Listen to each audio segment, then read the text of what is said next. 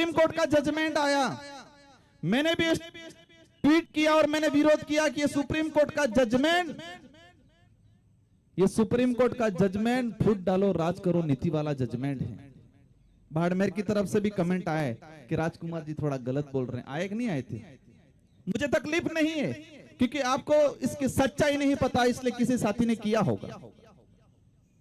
वो जजमेंट क्या कह रहा है? वो जजमेंट ये कह रहा है कि कोटे में कोटा करेंगे, क्रिमिनल लागू करेंगे। सुप्रीम कोर्ट का जजमेंट आया, पूरे देश में माहौल बना। अंत में होता क्या है, एसटी एससी के लोग ही आपस में टकराने लग गए। कुछ लोगों ने समर्थन किया, कुछ ने विरोध किया। वो जजमेंट ये कह रहा है कि राजस्थान के अंदर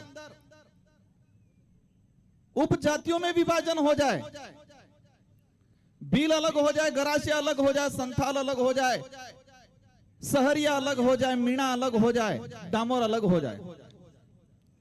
सुनने में अच्छा लगता है, लेकिन राजस्थान के अंदर ही मीणाओं का अलग हो गया, स्वीकार है, अच्छा लगेगा हमको क्योंकि हमको अवसर मिलेगा।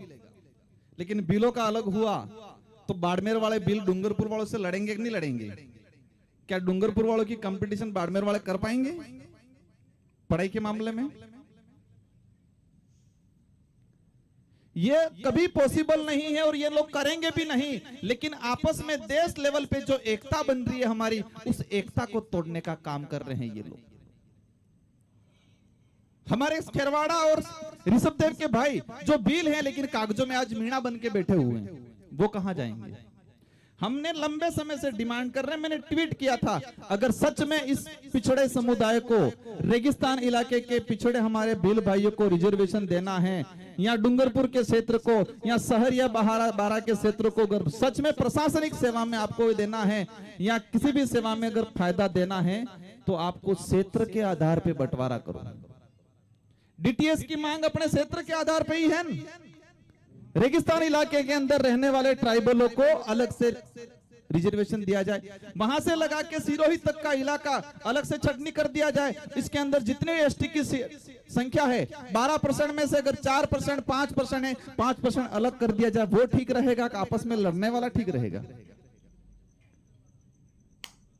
यहाँ के हमारे बिलों को मिलेगा, लेकिन मध्य प्रदेश के अंदर तो बिल बाहर हो रहा है। आपस में लड़ाने का। सेकंड नंबर पे कह रहे क्रिमिनल लागू करेंगे, मार साहब बन गए नौकरी, उनके बच्चों को आरक्षण नहीं मिलेगा, ये कह रहे हैं। अब आरक्षण पे कुटाराघात होगा तो मार साहब लड़ाई लड़ेंगे, आपको जागरूक कराएंगे। आज ये कार्यक्रम सफल बनाया, हम सबको बुलाया।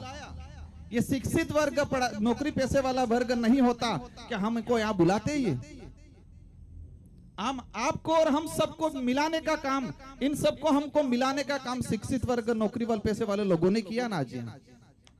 लेकिन वो सुप्रीम कोर्ट का जजमेंट कह रहा है क्रिमिनल लागू करेंगे, जो एक बार जिसको नौकरी मिल गई उसके बच्चों को नहीं मिलेगी। अब मार साहब तो नौकरी लग गए, तो मार साहब इनके बच्चों को क्या बनाने के लिए तैयारी करा रहे हैं? या तो आरएस बनाएंगे, आईएएस बनाएंगे, डॉक्टर बनाएंगे, उसके लिए तैयारी करवा रहे हैं। अब 3rd ग्रेड बन गए, अब बच्चा कुछ नहीं बनेगा।